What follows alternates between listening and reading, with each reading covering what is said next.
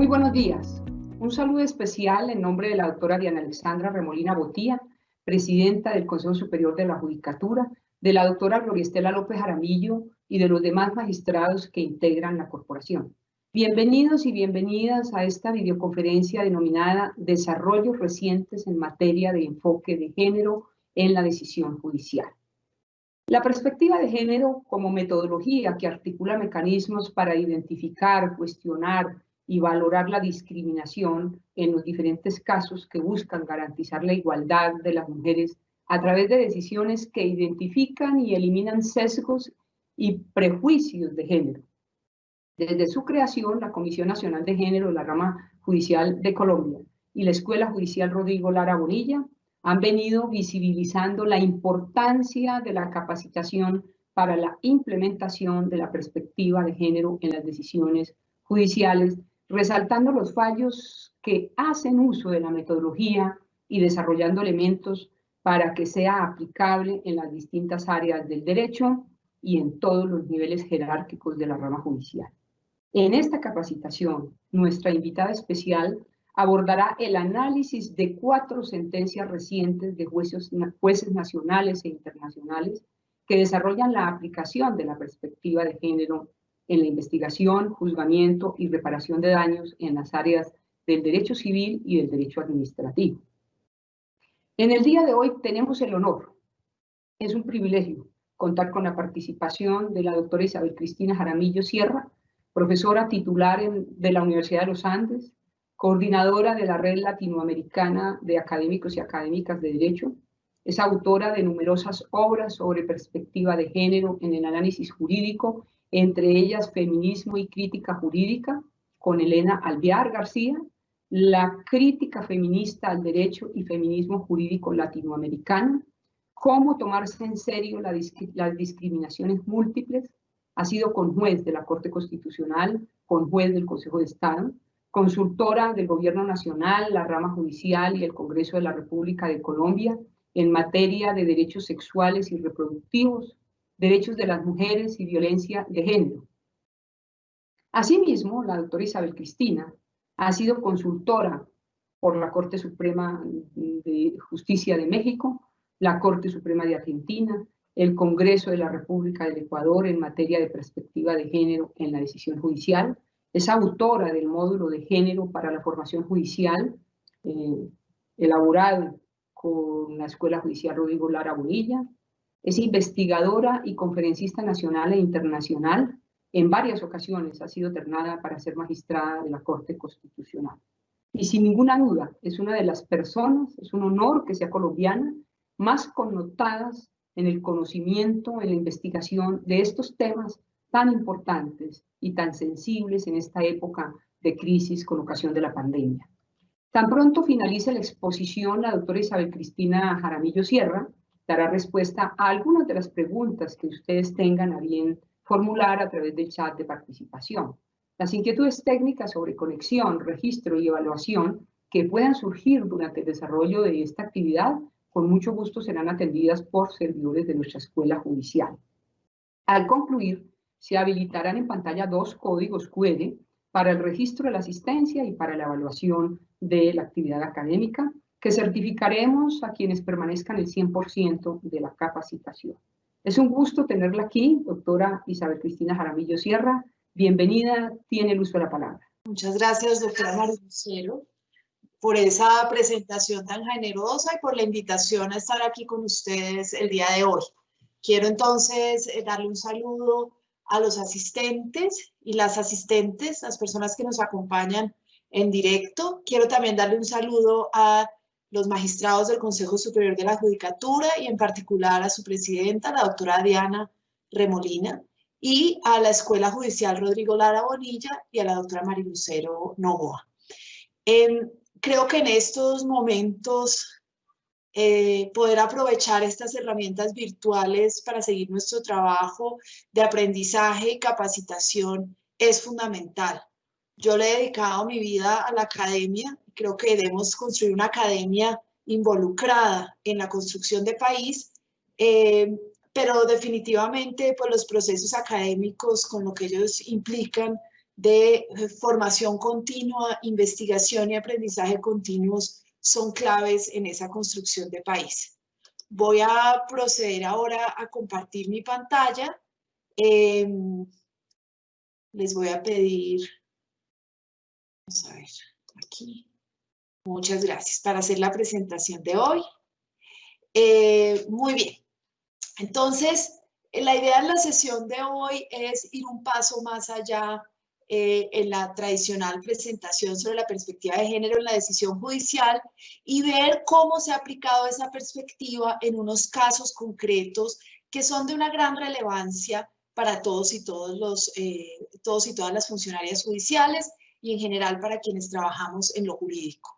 Voy a empezar entonces en la presentación. Primero voy a dar algunos elementos sobre la perspectiva de género en la decisión judicial y después voy a hablar de 4 casos, como señalaba la doctora Mari Lucero, unos casos relacionados con la violencia sexual en los ambientes educativos, con la violencia sexual y el consentimiento, cómo se debe estudiar, cómo se debe evaluar el consentimiento en casos de violencia sexual, la valoración del trabajo doméstico en la reparación directa por responsabilidad médica y los poderes del juez frente a la reparación integral en la violencia intrafamiliar.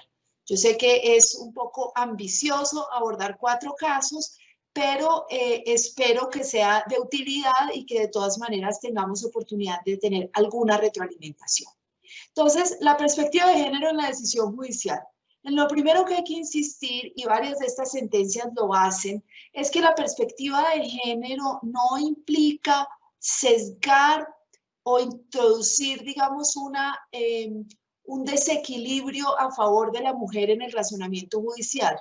Por el contrario, la perspectiva de género es una metodología que se funda en el llamado que la normatividad hace a tratar a hombres y mujeres de manera igual. Entonces, tenemos en nuestro derecho nacional, en la Constitución Nacional, el derecho a la igualdad entre hombres y mujeres, tanto en el artículo 13, que prohíbe la discriminación por razones de sexo, como en el artículo 43, donde se establece explícitamente el derecho a la igualdad entre hombres y mujeres. Tenemos en la Convención para la Eliminación de todas las formas de discriminación contra las mujeres un artículo específico que plantea la obligación de los estados de eliminar usos, costumbres, prejuicios y estereotipos como parte de la estrategia que se debe abordar para garantizar esa igualdad de las mujeres. Tenemos también una serie de artículos y conjuntos normativos dedicados a garantizar el derecho a una vida libre de violencia. Tenemos en la Constitución Nacional el artículo 12 y el artículo 42, la Ley 1257 del 2008 y la Convención de Belén do Pará. Y finalmente en la Ley 1719 del 2014 tenemos una serie de mandatos para el juez sobre cómo interpretar la ley sin estereotipos. Estos son algunos de los fundamentos normativos. Como les digo, las sentencias han hecho hincapié, han tratado de resaltar muy claramente que cuando se aplica esta metodología, que las sentencias de las que voy a hablar explícitamente mencionan que este es el ejercicio que están haciendo, esta metodología se funda en un compromiso de nivel constitucional, legal, pero también de nivel internacional con la igualdad de las mujeres. Entonces, ¿en qué consiste la perspectiva de género? Hay varias maneras en las que se ha articulado esta metodología. La que yo he propuesto para el trabajo en la escuela es una metodología de 3 pasos. Un primer paso implica identificar a las mujeres y a los hombres del caso. Es lo que en la literatura especializada se llama la pregunta por las mujeres. Es decir, que en lugar de hablar de los hombres, para suponer que todos los seres humanos nos cobijamos bajo esa palabra, o en lugar de decir las personas en el caso, específicamente nos vamos a ver cuáles son las identidades de género de cada uno de los participantes. ¿Es el demandante una mujer o alguno de los demandantes una mujer? ¿Es el demandado una mujer?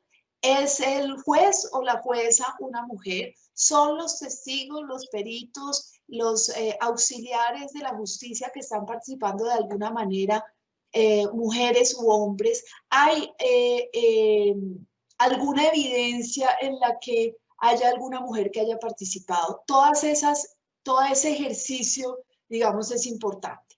¿Y por qué es importante? Porque es importante entender las características, digamos, más generales de las mujeres en ese caso. Entonces, si la demandante es una mujer rural, ¿cuáles son las dificultades específicas que tienen las mujeres rurales para el acceso a la justicia, para el acceso a la salud, para el acceso a la educación? ¿Influye o no que la demandante en este caso sea una mujer rural, o sea una mujer con un alto nivel de educación, o sea una mujer sin educación, etcétera? Después de ese primer paso de situar a los hombres y mujeres del caso, pasamos a un segundo paso, que es identificar los posibles sesgos y estereotipos de género que puedan estar afectando a la decisión, que pueden estar afectando a todos los que están participando en el proceso. ¿Y de qué hablamos cuando hablamos de sesgos y estereotipos? De generalizaciones que hemos hecho culturalmente y que se han perpetuado sobre el comportamiento de hombres y mujeres. Y decimos que son generalizaciones y que tenemos que traerlas a la luz y tenemos que confrontarlas y tenemos que reflexionar sobre ellas, porque son generalizaciones que no hemos verificado empíricamente, es decir, que no tienen una demostración en un estudio científico.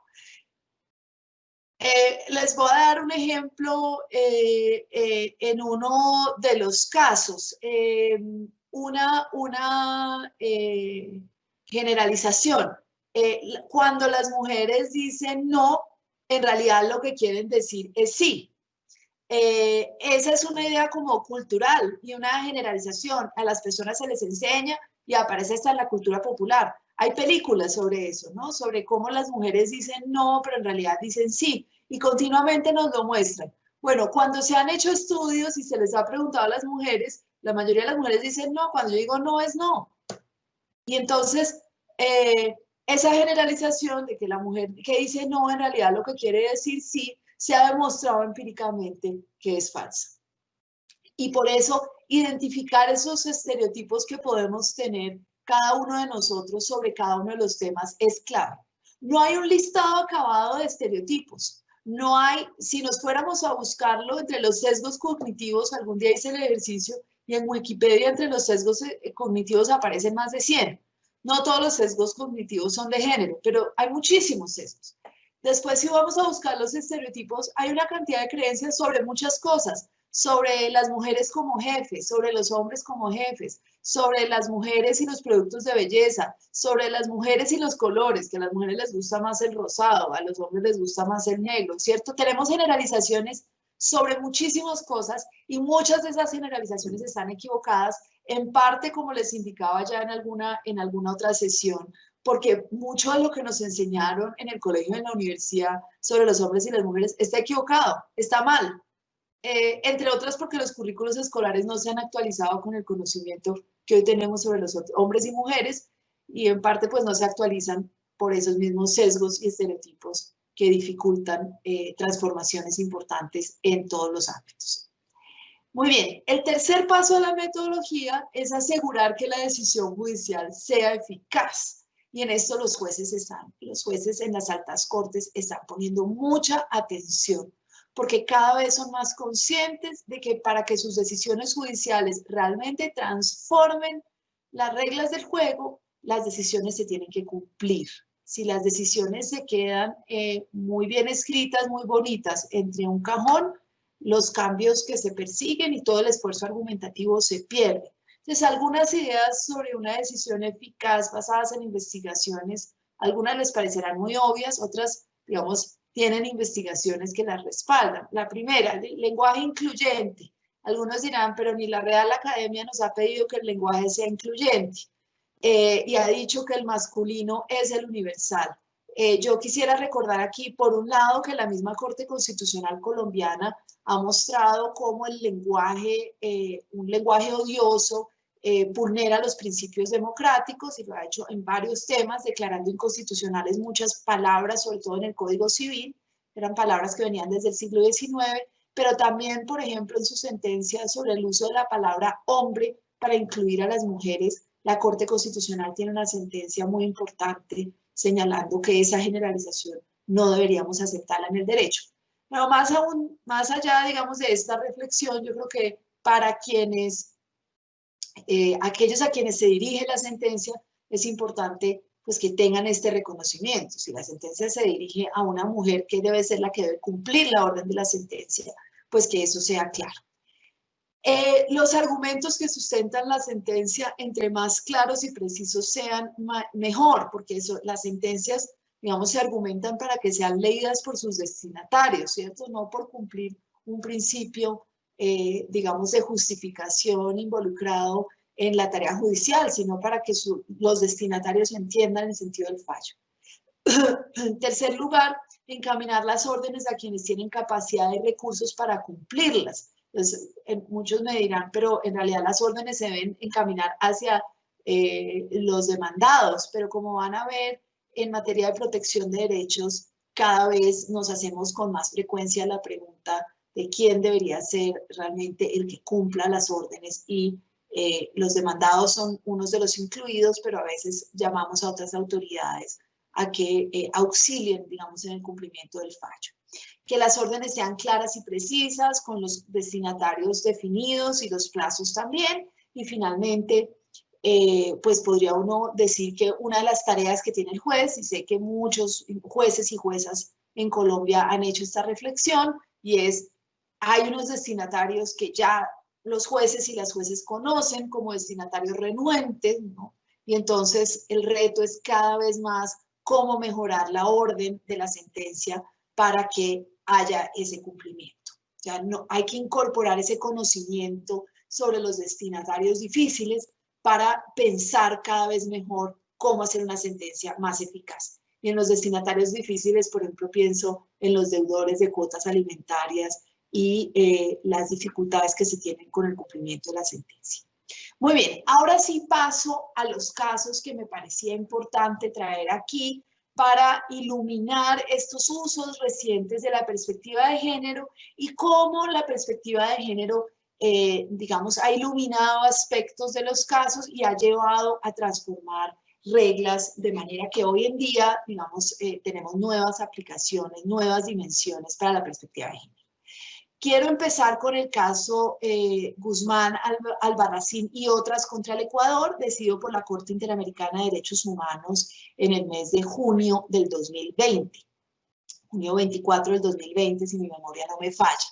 Este es un caso de una joven de 14 años que estudia en un colegio estatal de señoritas y en el 2001, fíjense, pues hace ya casi 20 años, la joven frente a unas dificultades académicas se acerca a uno de sus profesores y le pide a ese profesor su ayuda para aprobar la materia y seguir adelante en el colegio.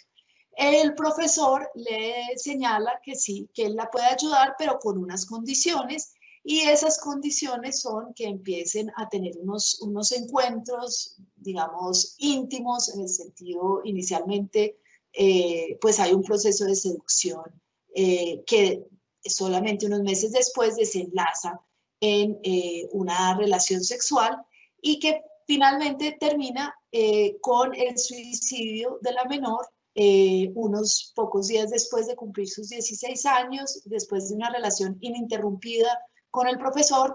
Este vicerrector, que en efecto, digamos, le ha ayudado con su situación académica a cambio de la relación que tienen de tipo sexual e íntimo, la joven termina cometiendo un suicidio, terminando con su vida ante el despecho. Lo que dicen sus cartas es que tiene un gran despecho, una gran tristeza, porque fue engañada, porque se enteró que su enamorado, el señor profesor, tenía una relación similar con otras estudiantes en su colegio.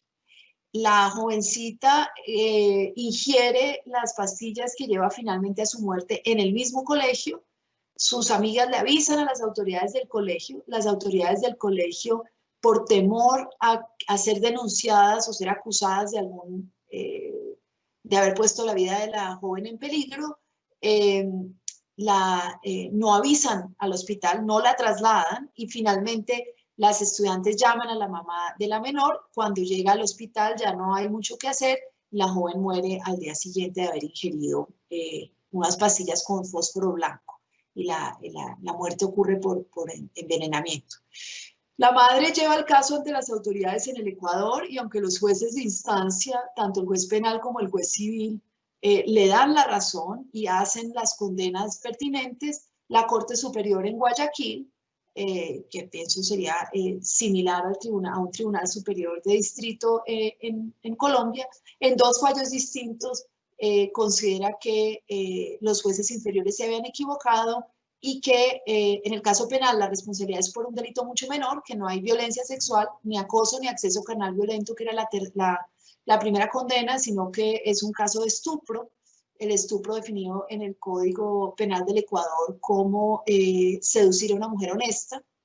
Y en el caso civil decide la Corte Superior que hay una nulidad de todo lo actuado y que la condena que se había hecho por una suma importante era una condena que no tenía fundamento.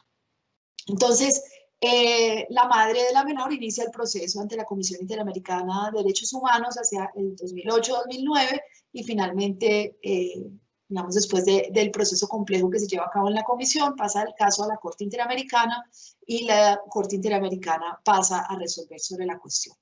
¿Qué decide la Corte Interamericana? Condena al Ecuador a pesar de que reconoce que el gobierno del Ecuador ha tomado una cantidad de medidas para resolver las vulneraciones de derechos humanos involucradas y también, además de las reparaciones individuales que ordena para la madre y las hermanas de la menor que murió, establece algunas obligaciones para el gobierno en materia de prevención y sanción del acoso y la violencia sexual en el sistema educativo. Ahora, ¿qué pienso yo? Este es un fallo muy importante en el que han trabajado muchos grupos de activistas en muchos lugares de América Latina y es un fallo que se espera pueda apalancar muchas de las discusiones que se están teniendo sobre acoso sexual y violencia sexual en colegios y universidades, que creo que es muy importante rescatar de este caso desde la mirada de la perspectiva de género.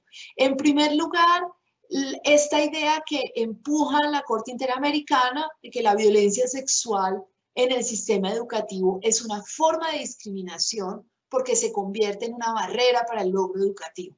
Y en ese sentido que muchas jóvenes, y esto era cierto para el caso del Ecuador, estaba plenamente documentado precisamente a raíz de todo este proceso, que en el Ecuador la violencia de acoso sexual que padecen las niñas de mano de sus profesores es una razón muy importante para salir del sistema y para no graduarse. Es decir, que la deserción escolar de mujeres, en el caso del Ecuador, con datos demostrados, se relaciona con esta violencia sexual que padecen de mano de los profesores y las autoridades en el colegio.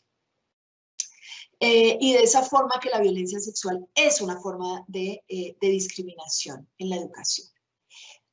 Otro elemento muy importante que se mencionó en esta sentencia, que la creencia de que cuando una joven le pide ayuda a un docente, lo que inició fue un proceso de seducción, es decir, que la joven al pedir ayuda autorizó o dio su consentimiento para una relación sexual, es una creencia machista, que precisamente el papel de los docentes es apoyar a las estudiantes en los procesos educativos y que no puede ser que cuando una joven mujer le pide a un docente ayuda, que ese sea un principio de seducción. Esta creencia machista fue fundamental para el fallo del tribunal de la Corte Superior de Guayaquil en relación con el tema penal, porque precisamente por esto fue que la Corte Superior consideró que no había violencia sexual, porque lo que interpretó la Corte era que era la niña de 14 años la que había iniciado una seducción de su maestro y por lo tanto no se le podía endilgar violencia al maestro. La Corte Interamericana, por el contrario, lo que interpreta es que el maestro, por su posición de autoridad y por el poder que tenía dentro del colegio, y porque efectivamente usó ese poder en últimas para cambiar la situación escolar de la menor, estaba generando una negociación sexual en la que el consentimiento de la menor no podía verificarse. Finalmente, este fallo me parece muy importante mencionar cómo la Corte concluye que los gobiernos tienen la obligación de capacitar a sus docentes, tienen también, fíjense, muy importante, orientar a las familias sobre la gravedad de la violencia sexual para que puedan apoyar a las estudiantes y los estudiantes en estos procesos, ¿cierto? Para que no sean esas mismas familias las que con la creencia machista de que es responsabilidad de las jóvenes y los jovencitos todo lo que les pasa en términos sexuales, entonces los dejen solos o las dejen solas y no apoyen el proceso. Establecer protocolos para la investigación de la violencia sexual en los colegios y finalmente algo que nos podría servir mucho a nosotros también, crear sistemas de información estadística donde se lleven las cuentas de todos los casos que llegan a conocimiento de las autoridades escolares y todas las respuestas que se les da a esos casos. Muy bien. Un segundo caso muy importante aquí, un caso de la Corte Suprema de Justicia, de la Sala de Casación Penal, creo que el expediente 2136 del 2020. Yo me tomé esta libertad de poner los nombres para llamar el caso, que en realidad no lo hacemos nosotros cotidianamente. En este caso se guarda la reserva de la mujer involucrada y los nombres de los agresores y en últimas condenados, pues sí aparecen, son apellidos Burgos y Botella. ¿Y en qué consiste el caso? Se debate aquí el posible acceso carnal violento del que fue víctima HJTC. Esta es una mujer de 24 años con 3 hijos, que tiene una relación con el señor Burgos, una relación sexual, pero, y una relación de amistad de más de 10 años. Ellos llevan esa relación sexual de una manera secreta, los familiares y amigos de ninguno de los dos conocen de esa relación. El señor Burgos no es el papá de los hijos de HJ, sino que es solamente un amigo de infancia. Y los casos involucran a un primo de Burgos en una fiesta de fin de año en la casa de Burgos, estando toda la familia allí reunida y mientras están teniendo una relación sexual consensual, HJTC y Burgos, llega a Botella y le pide que tenga la relación sexual con él. Ella le dice que no.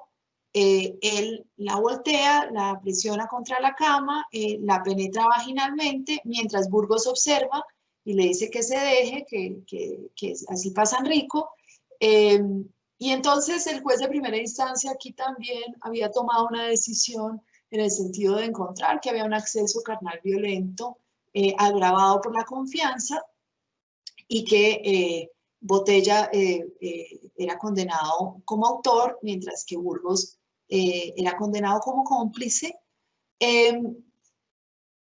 Esa sentencia fue revocada por el Tribunal Superior de Bogotá y fueron absueltos ambos. El Tribunal Superior indica que no había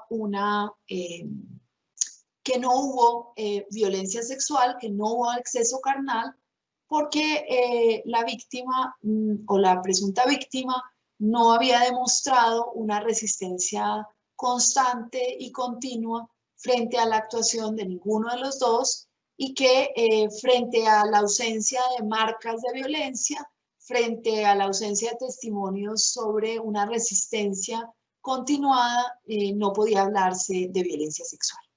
Ahora, la Corte Suprema de Justicia en este fallo del doctor José Francisco Acuña señala que se comete un error de hecho por falso raciocinio cuando no se aplica la perspectiva de género estando el juez en obligación de hacerlo, y en particular se enfoca en la apreciación de los hechos y cómo en la apreciación de esos hechos se utilizan varias creencias machistas o estereotipos que llevan al juez a, como lo he mencionado, a un error en el raciocinio.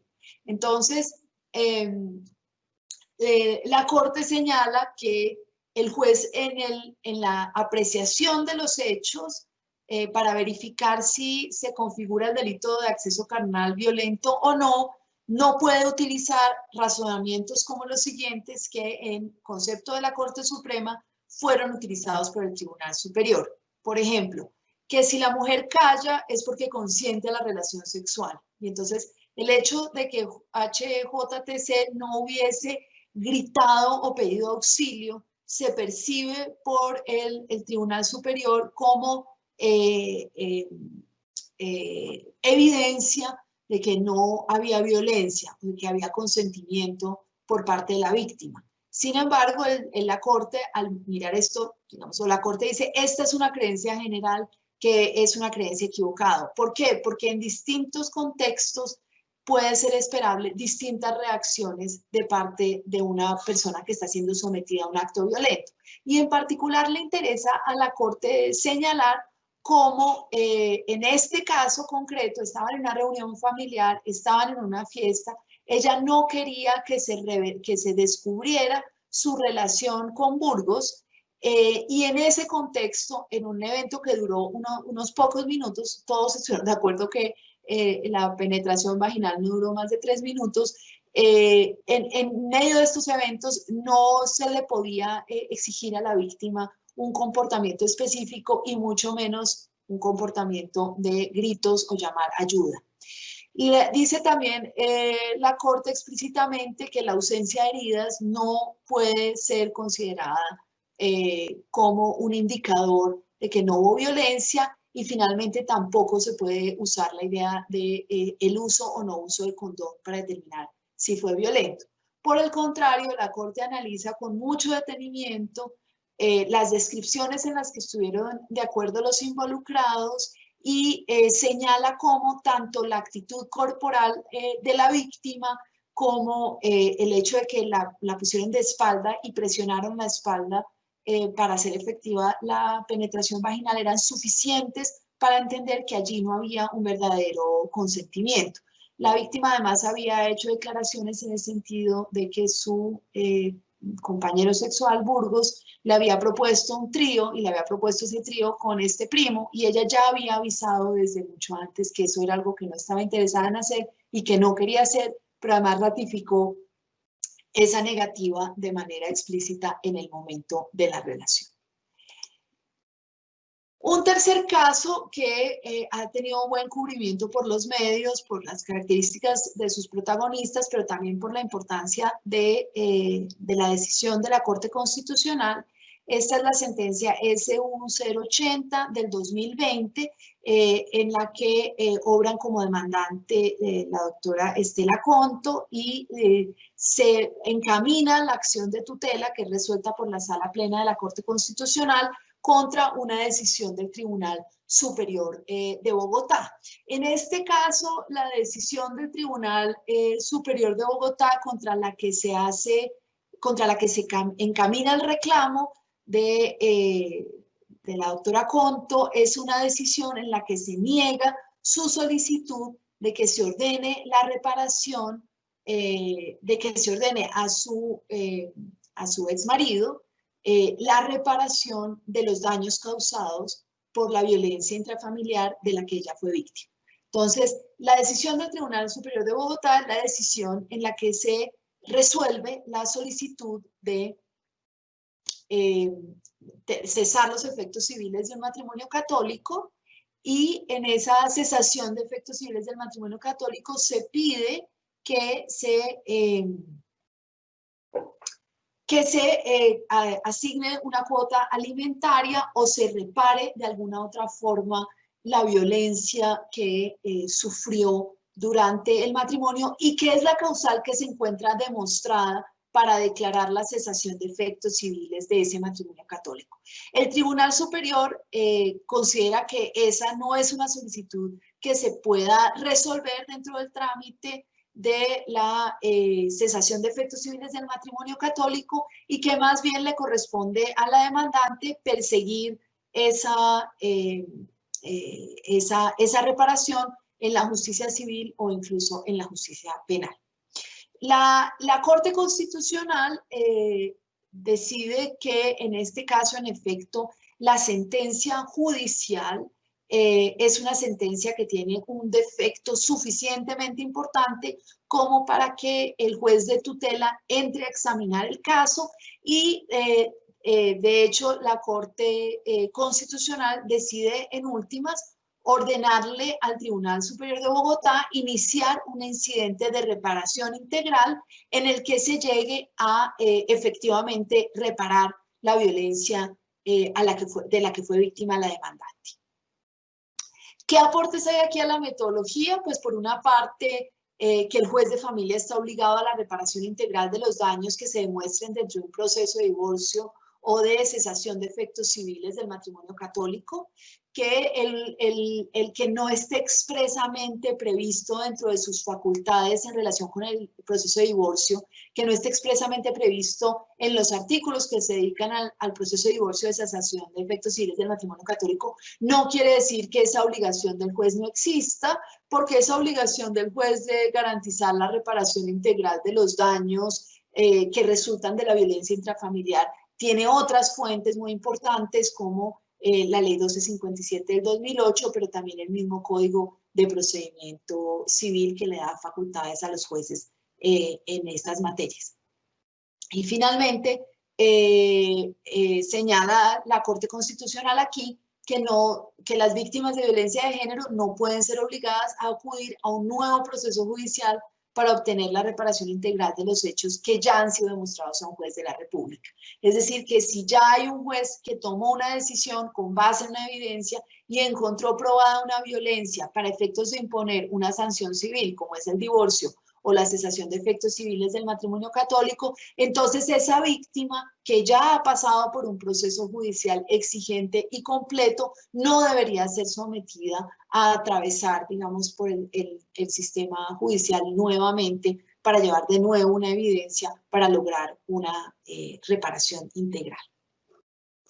Finalmente, el caso de Tarazona, Gelbes y otros contra el Instituto de Seguros Sociales es un caso que los hechos se ubican a principio de la década del 90 y que esta es una sentencia de la subsección C, de la sección tercera del Consejo de Estado, es una sentencia del 2013 con ponencia del doctor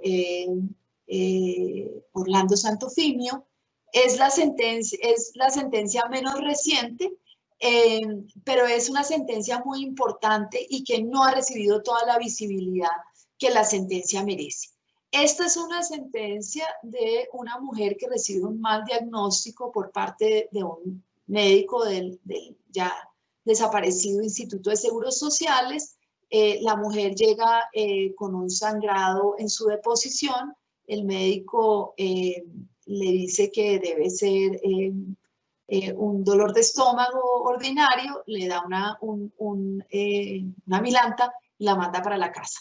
Ella vuelve un mes después diciendo que tiene unos dolores intensos, se le ordena una endoscopia y le dicen que tiene una gastritis crónica. En realidad, en últimas, se detecta que lo que tenía era un cáncer con una metástasis importante y la mujer muere a los pocos días. El caso, al mes, muere de un cáncer no tratado. La sentencia dedica bastante al problema de la responsabilidad médica, a la cuestión de si un diagnóstico oportuno hubiese servido o no servido para prevenir el desenlace. a discutir cuándo ocurrió el error y cómo ocurrió el error, y todo eso es muy importante, pero para efectos de la perspectiva de género es clave la consideración que hace el Consejo de Estado sobre la posibilidad de indemnizar por lucro cesante en el caso de una mujer que era ama de casa. ¿Cierto? La doctrina general identifica que solo hay lucro cesante cuando hay una persona que gana un salario y sobre ese salario obtiene unos ingresos que declara al sistema y que sobre esa base de los ingresos demostrados se puede hacer el cálculo de lo que la familia va a dejar de percibir frente a la muerte de la persona. Lo que hace innovador este fallo es identificar que el trabajo de las mujeres en el hogar es un aporte a sus familias y tiene un valor económico. Y la el Consejo de Estado, en este fallo del doctor Santofimio, toma el fallo de 1992 de la Corte Constitucional de Ciro Angarita Barón, en el que se señala que el trabajo de las mujeres debe ser considerado como un trabajo con valor económico, y con base en eso determina que es posible trazar el lucro cesante en el caso de la muerte de una mujer que es ama de casa, y que es posible hacerlo teniendo como parámetro el del salario mínimo mensual vigente. Entonces, aun si no es un ingreso digamos, de dinero fresco o unos recursos adicionales, es un trabajo que tiene un valor, y en particular señala el magistrado, tiene un valor para las hijas menores de 25 años que han perdido, digamos, ese cuidado o esos cuidados de parte de la madre. Ahora, algunas conclusiones preliminares para terminar aquí y escuchar sus preguntas y tener un momento para conversar. Lo primero que me parece que es muy importante y que nos iluminan estas sentencias es que los sesgos y prejuicios que podemos tener son muchos, tienen distintos efectos en los casos, y por eso la reflexión debe ser permanente. El compromiso con la metodología de perspectiva de género debe ser permanente. Lo segundo es que estudiar el trabajo de las altas cortes pues nos puede servir para ver formas de utilizar la perspectiva de género, o pues son buenos ejemplos de cómo se utiliza la perspectiva de género. Y finalmente, que esta actualización permanente en materia de perspectiva de género es clave para evitar errores que pueden tener unos costos muy altos, digamos errores de largo plazo, derechos que no se garantizan y que deberían garantizarse oportunamente. Con esto termino la presentación y quedo muy atenta a sus preguntas. Muchísimas gracias a todos y todas. Muchas gracias, doctora Isabel Jaramillo, por tan clara, detallada y técnica exposición. Las preguntas, doctora Isabel Jaramillo. La primera. La reciente sentencia de la Corte Interamericana de Derechos Humanos contra el Ecuador, ¿cómo debería afectar los esfuerzos que se están haciendo en Colombia en materia de acoso sexual? Yo creo que ese es un fallo que nos invita a hacer muchas reflexiones, o más bien es un fallo que debería servirnos para darle el último impulso a todo el trabajo que ya estamos haciendo en acoso sexual.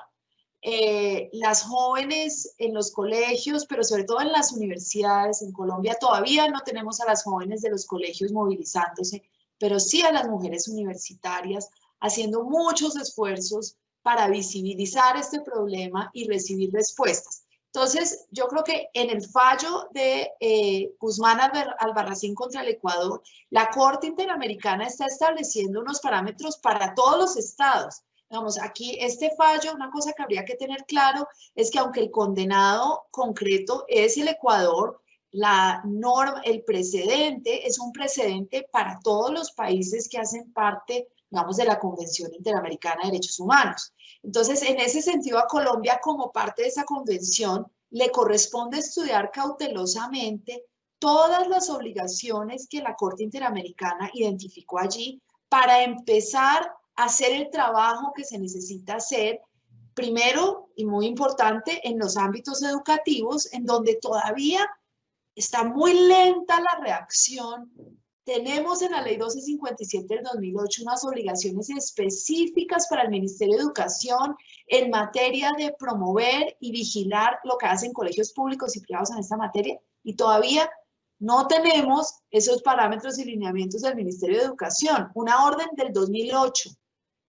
Entonces, digamos que esta sentencia, que es obligatoria para todos los países que hacen parte de la convención, en Colombia, yo creo que nos debería servir como parámetro para evaluar qué tan cerca estamos de lo que ordenó la Corte. Y yo creo que en muchos temas estamos muy lejos. No hay prueba de que se haya capacitado a maestros y maestras. No hay prueba de que los padres de familia estén siendo orientados sobre la importancia de la educación sexual y sobre la importancia de la violencia sexual.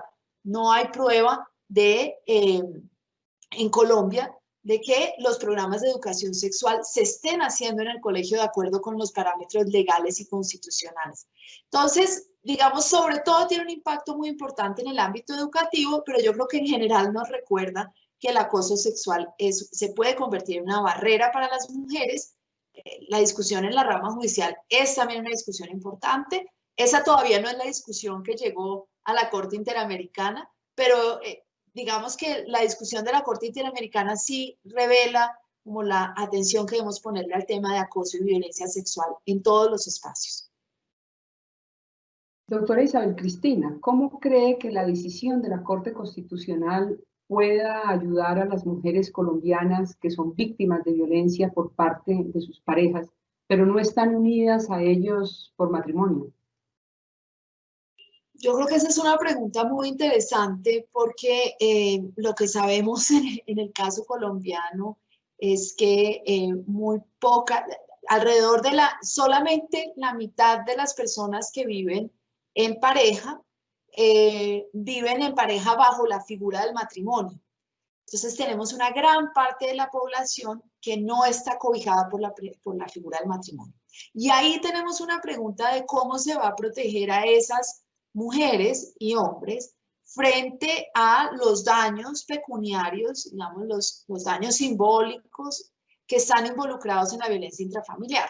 Tenemos la Ley 1257 del 2008 y todo el trabajo que despliegan las comisarías de familia, pero esas medidas son mucho más medidas de atención y protección, no son medidas de reparación que les corresponde estrictamente a los jueces. Entonces yo creo que ahí esta sentencia es un inicio de poner sobre la mesa la inquietud de cómo van los jueces a contribuir en la tarea de reparar integralmente la violencia que padecen las mujeres. Entonces aquí habría, por ejemplo, una pregunta para los jueces penales que conocen del delito de violencia intrafamiliar, qué tipo de medidas van a estar adoptando esos jueces, pero incluso otros jueces que conozcan de decisiones sobre custodia de los hijos. Y a propósito de la custodia de los hijos, llega a su conocimiento evidencia completa de violencia que están padeciendo. Ahí hay una pregunta, yo creo, y la indicación de la Corte parece ser, debe hacerse reparación integral. Cada vez que en un juicio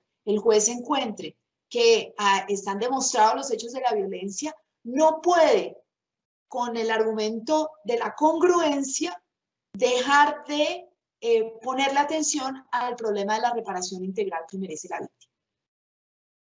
Entonces yo diría, tenemos un vacío, tenemos que trabajar más, pero hay una invitación a que los jueces tomen de manera muy seria que cada vez que esté demostrada la violencia, deben adoptarse medidas a favor de las víctimas.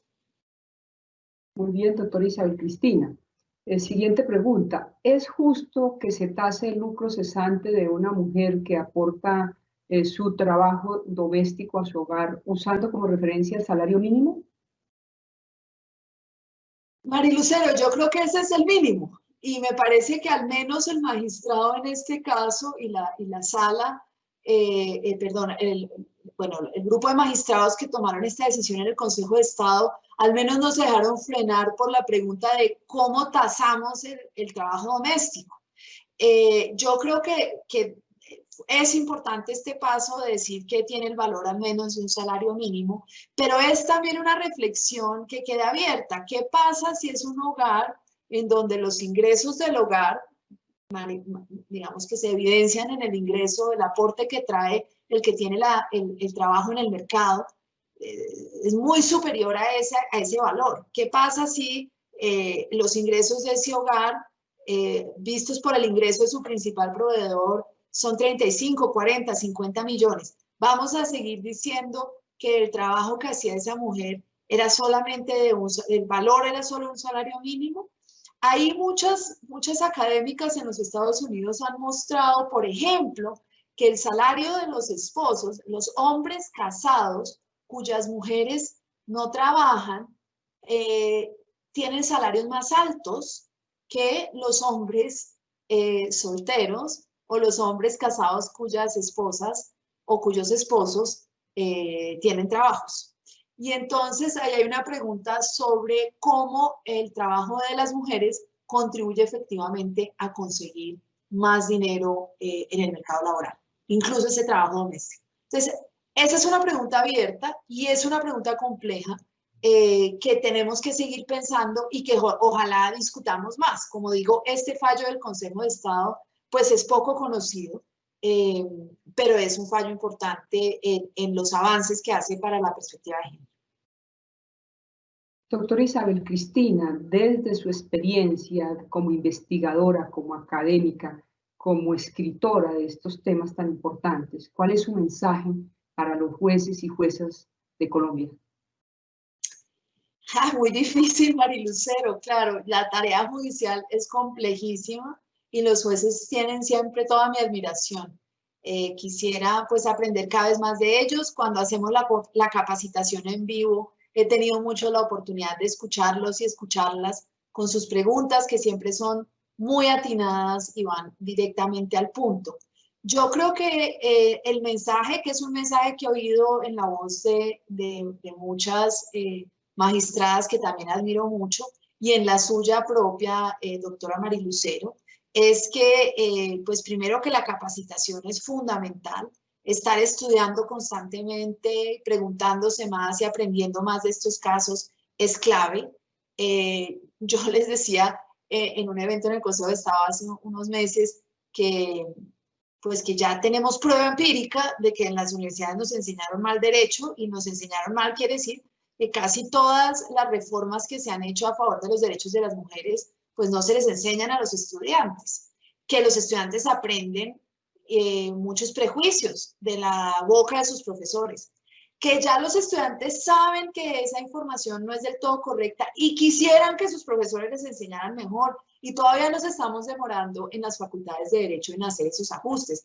Yo como profesora, claro, estoy trabajando para que los estudiantes cada vez aprendan más y mejor, pero creo que lo que todos y todas tenemos que entender es que mucho de lo que nos enseñaron estaba mal, y estaba mal porque no incluía a las mujeres, estaba mal porque no tenía como referente la garantía de los derechos de todas y todos. Tenía como referente, digamos, abstenerse, cumplir con las reglas de competencia y jurisdicción.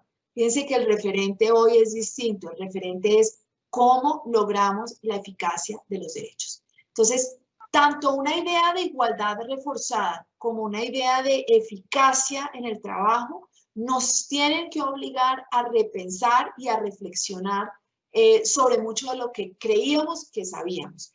En esta situación, digamos, de pandemia, diría yo, y frente a desbordes en la población como los que vivimos esta semana, yo creo que todos los colombianos y colombianas nos estamos haciendo la pregunta, ¿cómo contribuyo yo a mejorar esto? Mi hija de 14 años me dijo, mamá, frente a estas masacres y a estas protestas, mamá, ¿qué podemos hacer? ¿Sí? Y creo que esa es la pregunta que nos estamos haciendo todos. Pero definitivamente este mandato de poner la eficacia de los derechos fundamentales primero, en el caso de los jueces, yo creo que quiere decir hacerse siempre la pregunta, ¿cómo es que en mi tarea judicial puedo avanzar en esa garantía de los derechos? Estamos en una situación de crisis, estamos en una situación en la que hay muchas amenazas a los derechos fundamentales, entonces es más urgente que nunca tomar esta determinación de que la eficacia de los derechos está en manos de todas y todos, y los operadores judiciales definitivamente contribuyen pues a esa construcción de unas soluciones más justas. Entonces, pues si alguno fuera el mensaje, Ese sería. Yo puedo asegurarles que yo desde la academia estoy trabajando incansablemente, no solo por sensibilizar a mis estudiantes, sino porque podamos contribuir efectivamente a las soluciones que el país necesita en estos momentos.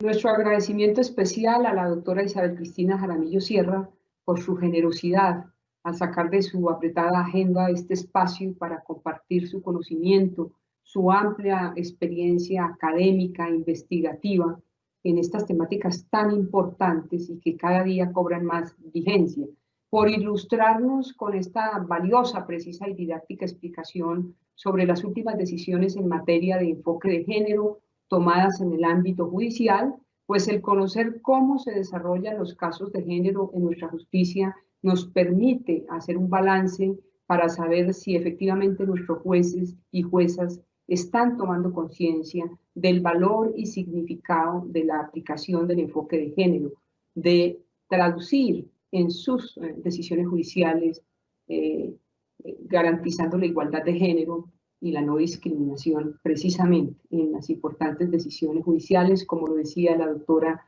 Isabel Cristina, que cada día cobran más vigencia, más valor, más importancia para garantizar los derechos de las mujeres. Un agradecimiento especial a todos los servidores y servidoras judiciales de los distintos distritos que nos acompañan hoy, a los participantes de la Red Iberoamericana de Escuelas Judiciales, a todos los actores que de una u otra manera participan en el sector justicia y que se han conectado a esta videoconferencia.